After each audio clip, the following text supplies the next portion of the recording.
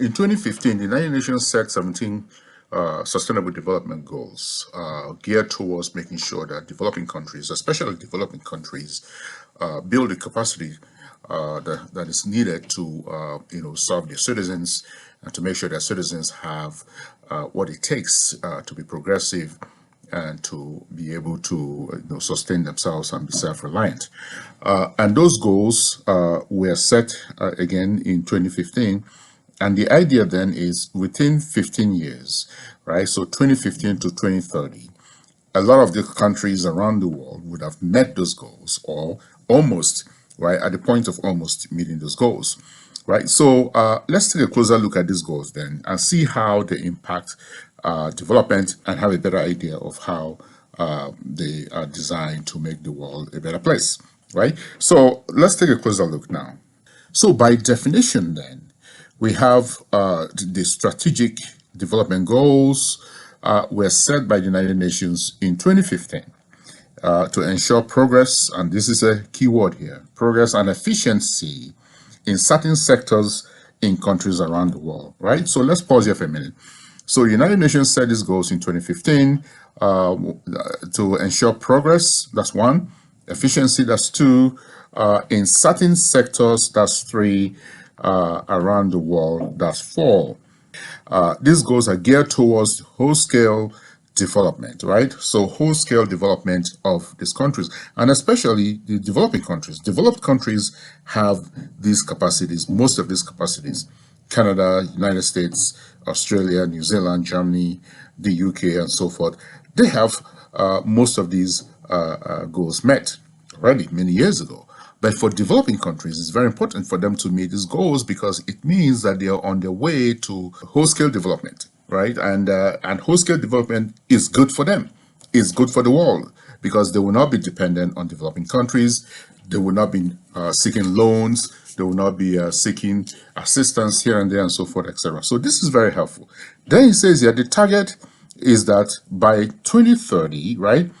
So 2015 to 2030, right? That's 15 years, right? So the target then is by 2030, all the countries would have achieved a modest, again, another keyword, a modest to robust efficiency in key sectors. Modest to robust efficiency in key sectors. So let's take a look at these goals now. Again, 17 of them. All of them very important. All of them addressing different aspects of development. All of them making sure that countries around the world have what it takes to be, to move forward towards a developed country status and to be able to handle their affairs efficiently and effectively. The first one is no poverty, right? So no poverty. And this is a really ambitious goal because poverty has been there for a long time. And a lot of people say, well, you can't get rid of poverty because it's there, it's ingrained, it's part of life for a lot of people, and it exists because of the unequal distribution of resources, right? So poverty is one of the main goals of the United Nations around the world to eliminate poverty. And if you take a look at the statistics, it says about 7%, right? The poverty rate of 7% is expected in 2030. That's about 600 million people around the world, right? So let's put that here, 600 million people, right, around the world are poor, most of them in developing countries, in the global south, in Africa, in Southeast Asia, in South Asia, in Latin America, etc. Most of these people are there. The goal then is to reduce and eliminate poverty as much as possible. The second one is zero hunger, to make sure that countries around the world are able to take care of their citizens, right? And this is very important because farming is very important. Agriculture is very important. Countries around the world have to support agricultural initiatives to be able to achieve this goal. But not only that, be able to build the capacity in the economy and invest in people to have jobs so they can provide for themselves, right? So according to statistics, 2.3 billion people are without food or unable to eat a healthy, balanced diet, hence the goal of zero hunger. This is a very interesting point and a very interesting goal as well, to ensure that we don't have hungry people around the world. But it will take a lot of efforts to achieve this. It will take training, it will take education, it will take capacity building, it will take investments, it will take awareness programs, it will take purposeful policies to address this. The third goal is good health and well-being. Right? So good health and well-being. And this is self-explanatory. We want to make sure people have good health, make sure their welfare is taken care of, that they are self-sufficient, they're able to take care of their health. Now, the well-being here is very important because it means that people are productive.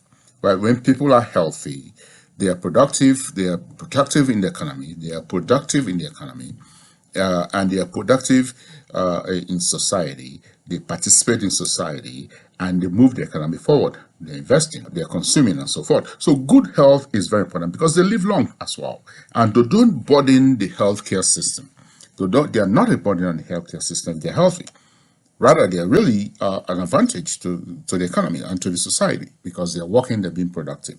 Right? So good health becomes a key factor here and a very important goal as well. The fourth goal is quality education. Quality education. Now, this again goes without saying because quality education is tantamount to productivity, is tantamount to efficiency, it is tantamount to capacity. Education is the vehicle for social mobility in a lot of these countries. Right? The more educated you are, the more opportunities you get. Right? So education, not just education, quality education is very important.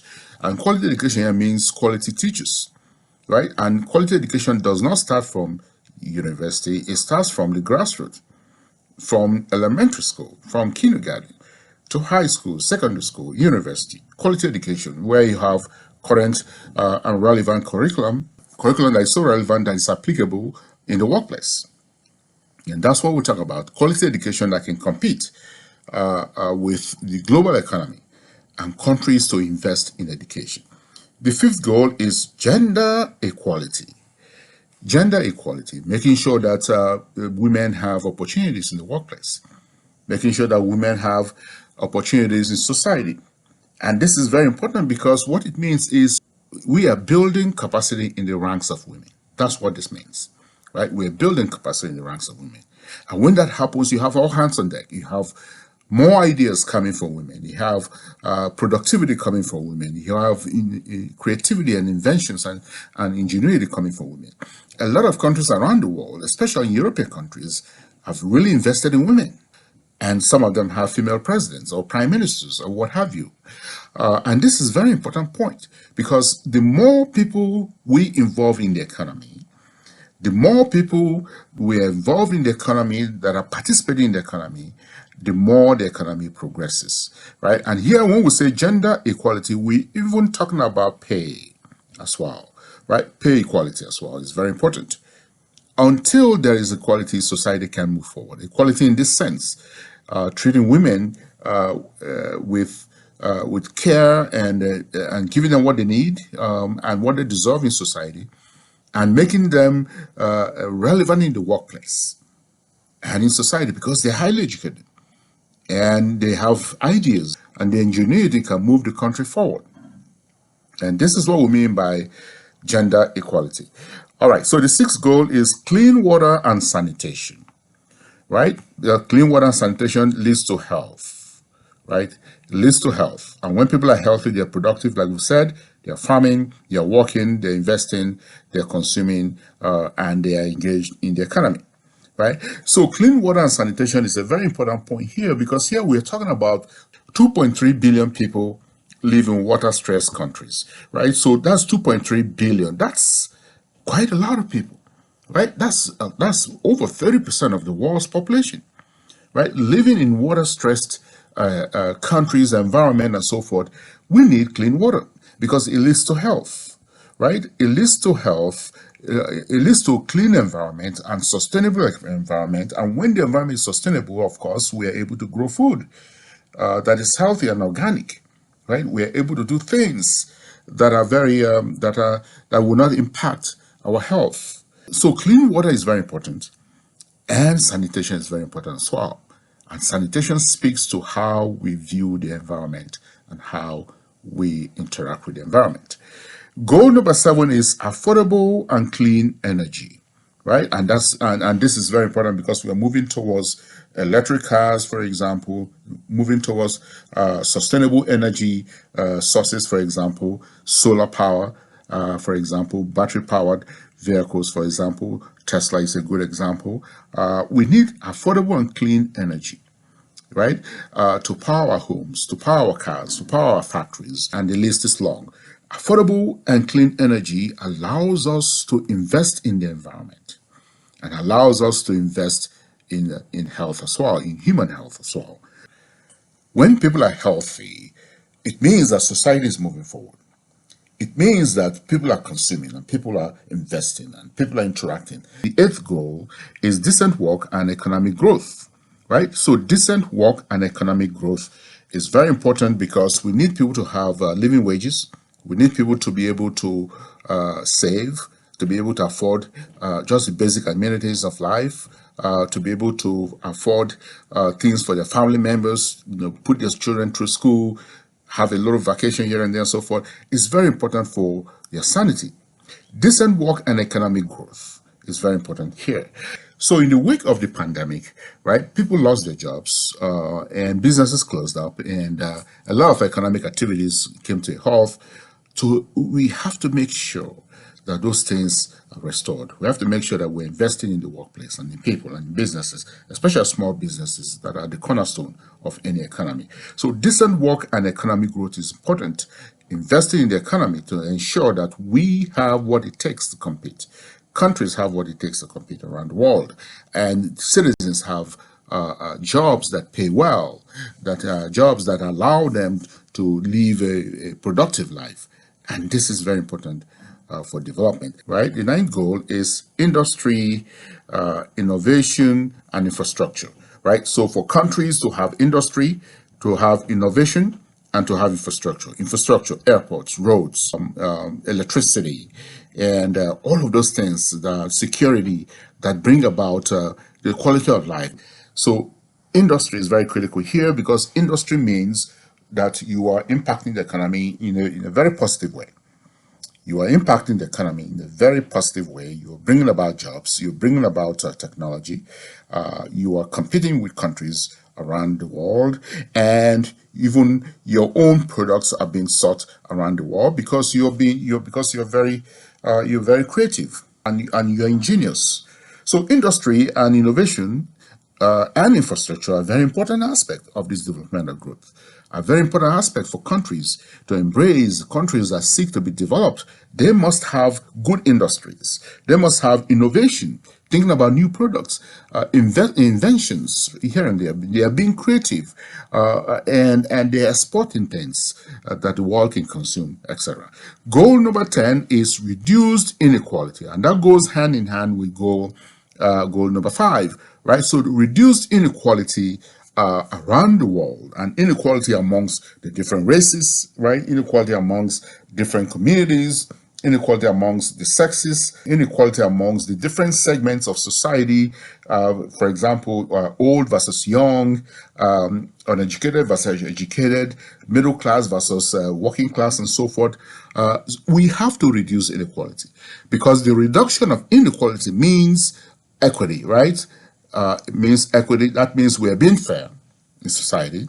That means that we care about the citizens of society, right? And it speaks to equality in society. And when people feel that they're equal, when people feel that their existence is an advantage to society and they're being treated equally, they are invested in that society. And they will work towards the progress of that society. Because they invest in that society, they own the society, and they will make sure that the society progresses. So we need to reduce inequality in society as part of development. You cannot oppress a certain segment of your society and expect to be developed. A certain segment of your society is not happy because they've been oppressed, they've been marginalized, they are not being given opportunities, they are not full participants, right, in the economy, in society. That society cannot progress.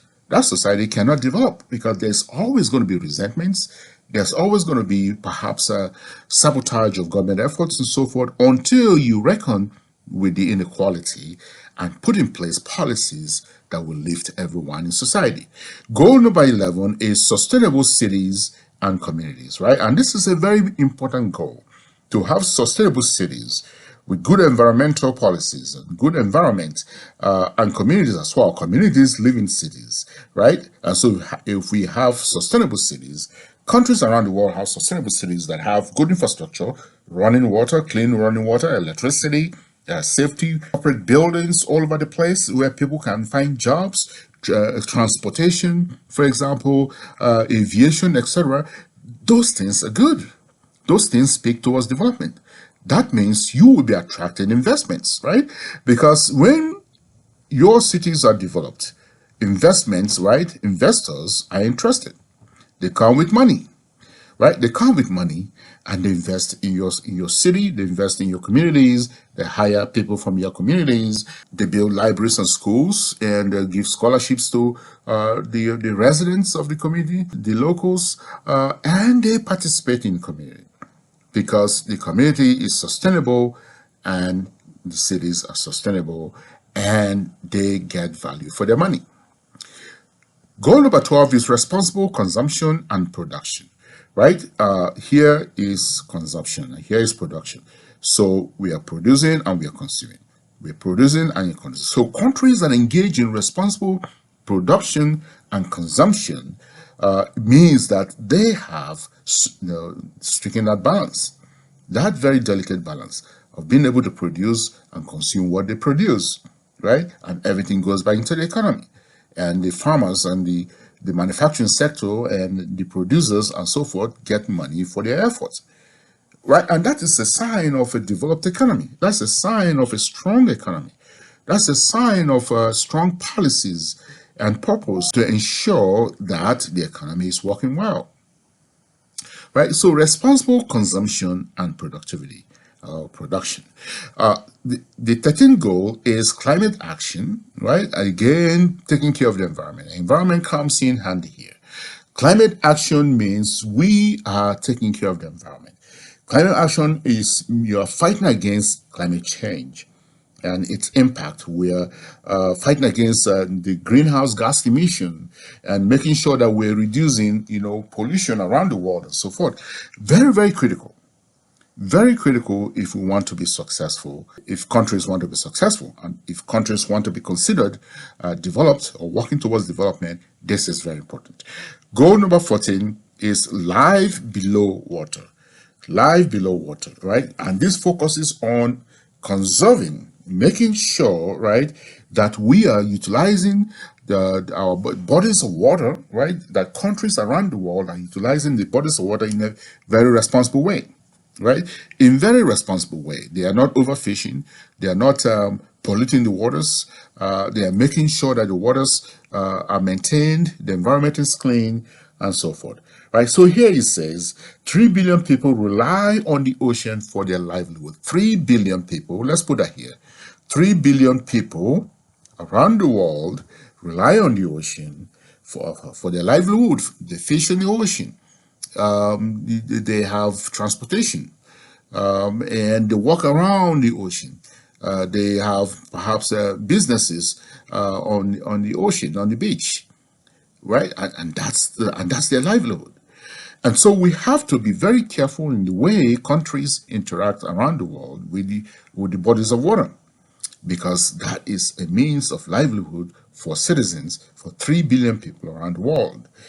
And that's an important point to note, because that's almost half the world's population depending on oceans and bodies of water to eke out a living. So this is very important. Biodiversity is very important as well. And we have to protect the forest. We have to protect the ocean. We have to protect, zones that are considered, sacred in terms of the forest, not chopping down trees and so forth. All of those things speak to the environment. Life underwater is very important as a means, a vehicle towards development. The 15th goal is life on land, right? So life on land promotes health, of land life, right? And we talk about animals as well, human beings, animals, trees, anything that is that's on the land is very important in terms of development. Protecting species, protecting animals, protecting the forest, protecting the trees, protecting human beings as well, because human beings make policies that have to protect all of those things, and those human beings themselves have to be taken care of. So life on the land becomes very critical, ensuring that people have what it takes to be productive and to be able to protect the land. So here it says it includes protecting, restoring, and promoting land ecosystems, right? Managing forest sustainability. And all of these things are very important for us to make sure that we are protecting the environment in its entirety, and that includes making sure that we are not cutting down trees, we are not overfishing, we are not polluting the ocean, and we're making sure that animal life is sustained and protected, species are protected, etc. The 16th goal is peace, justice, and strong institutions, right? So peace, justice, and strong institutions. And this is a very important goal because we need peace, we need justice, strong institutions, financial institutions, political institutions, judicial institutions, or legal institutions. All of those things become very critical in society. If you don't have peace, you don't have justice, well, this is not going anywhere, right? Because the society is not going anywhere. Strong institutions will be weakened if they don't have all of these things in place. And we need strong institutions to make sure that there is peace and justice, right, in societies. And that's how countries develop.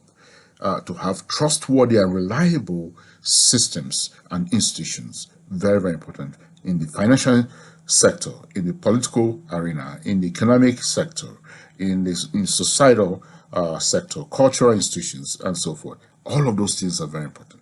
And the final goal here is partnership for the goals, right? So this is very important because it captures everything that has been said so far. So building partnerships, collaborative efforts to make sure that all of these goals are fulfilled. All of these goals are fulfilled. That's goal number 17. So countries coming together, developing countries interacting with developed countries, forming partnerships and having exchanges of ideas, knowledge, technology, information, and so forth.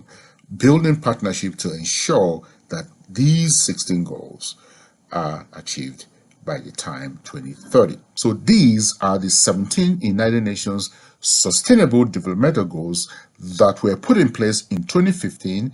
And the idea then is in a 15-year span to 2030, countries would have been able to achieve most of these goals, if not all of these goals. So here it says modest to robust efficiency in key sectors of the economy as discussed. So these are the developmental goals, very important goals towards making the world a better place.